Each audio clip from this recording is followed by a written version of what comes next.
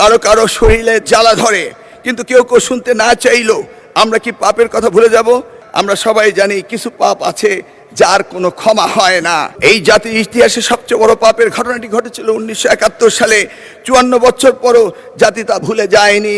আজকে আমাদের প্রধানমন্ত্রী তিনি নতুন ঘোষণা দিয়েছেন, one teacher one tab, free wifi, multimedia classroom হতে শুরু করে বিনামূল্যে স্কুলের ড্রেস এবং স্নাতক পর্যন্ত মেয়েদের উপবৃত্তির ব্যবস্থা, শিক্ষা খাতে মৌলিক বৈষম্য নিরসন এবং প্রাথমিক শিক্ষায় mid day meal, learning youth happiness হতে শুরু করে অসংখ্য, আমার এই স্বল্প সময়ে তা অসম্ভব নয় বলে আমি আর বাড়াচ্ছি না। আমেরিকার প্রেসিডেন্ট আব্রাহাম লিঙ্কন তার জীবনের সবচেয়ে সংক্ষিপ্ত বক্তৃতায় একটি এমন উক্তি করেছিলেন যা যুগ যুগ ধরে মানুষের মনে রয়েছে, the government of the people, by the people, for the people.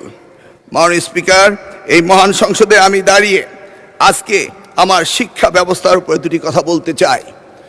আমি দেখেছি শহীদ রাষ্ট্রপতি জিয়াউর রহমান মাত্র 16 দিনের জন্য তিনি শিক্ষামন্ত্রীর দায়িত্ব নিয়েছিলেন এবং তিনি এই শিক্ষার ব্যাপক পরিবর্তন এনেছিলেন।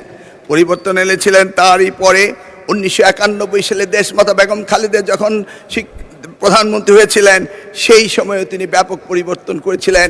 নারী শিক্ষার বিপ্লব এনেছিলেন, শিক্ষকদের জন্য অবসর ভাতা এবং কল্যাণ ট্রাস্ট হতে শুরু করে সকল সুযোগের ব্যবস্থা করে দিয়েছিলেন। মাননীয় স্পিকার, আজকের এই প্রেক্ষাপটে আজকে আমাদের প্রধানমন্ত্রী তিনি নতুন ঘোষণা দিয়েছেন, one teacher one tab, free wifi, multimedia classroom হতে শুরু করে বিনামূল্যে স্কুলের ড্রেস এবং স্নাতক পর্যন্ত মেয়েদের উপবৃত্তির ব্যবস্থা, শিক্ষা খাতে মৌলিক বৈষম্য নিরসন এবং প্রাথমিক শিক্ষায় mid day meal, learning youth happiness হতে শুরু করে অসংখ্য, আমার এই স্বল্প সময়ে তা অসম্ভব নয় বলে আমি আর বাড়াচ্ছি না। মাননীয় স্পিকার, তিনি মাধ্যমিক স্তরেও এই ধরনের অনেক সুযোগ সৃষ্টি করেছেন, এমনকি তিনি টার্সিয়ারি লেভেলের এডুকেশনও অনেক সুযোগ সৃষ্টি করেছেন, যেটা করেছিল 1992 সালে প্রাইভেট ইউনিভার্সিটি অ্যাক্ট করে বেগম খালেদা জিয়া এবং ন্যাশনাল ইউনিভার্সিটি অ্যাক্ট করে এই দেশে বেসরকারি খাতে শিক্ষার ব্যাপক পরিবর্তন এনেছিলেন মাননীয় প্রধানমন্ত্রী। মাননীয় স্পিকার, আমরা জানি 2008 সালে মার্কিন প্রেসিডেন্ট বারাক ওবামা তিনি বলেছিলেন, yes we can do justice and equality, we can have the opportunity and prosperity, we can have heal the nation, yes, we can repair the world. কারো কারো শরীরে জ্বালা ধরে, কিন্তু কেউ কেউ শুনতে না চাইলো আমরা কি পাপের কথা ভুলে যাব? চাইলে কি সব ভুলে যায়? মিস্টার স্পিকার, আমরা সবাই জানি কিছু পাপ আছে যার কোনো ক্ষমা হয় না, যদিও না ক্ষতিগ্রস্তরা সেই ক্ষমা না করে দেন যেটা আমাদের পবিত্র কোরআন শরীফে রয়েছে।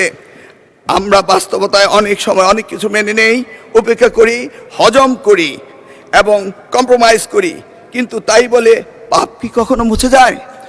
উত্তর একটাই, পাপ কখনো মুছে যায় না। সত্যটা হলো, এই জাতির ইতিহাসে সবচেয়ে বড় পাপের ঘটনাটি ঘটেছিল 1971 সালে। 54 বছর পরও জাতি তা ভুলে যায়নি। তার প্রমাণ 2026 সালের 12 ফেব্রুয়ারি আজকের এই মহান সংসদে আমরা এসেছি। সুতরাং এই পাপের কথা আমরা ভুলে যাব না, বরং প্রজন্ম থেকে প্রজন্ম আমরা এই পাপের কথা বলেই যাব। মাননীয় স্পিকার।